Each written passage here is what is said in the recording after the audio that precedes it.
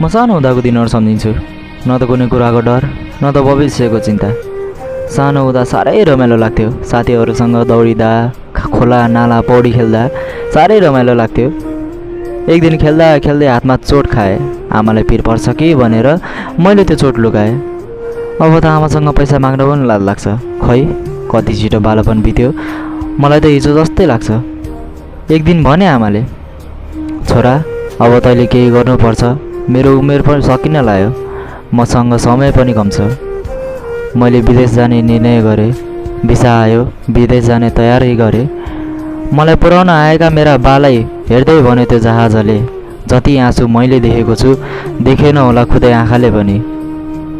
टाउकोमा थुप्रो ऋण हुँदा मुस्कुराउँदै हिँड्ने मेरा बा आज छटपटिँदै छन् छोरो हुने दिन।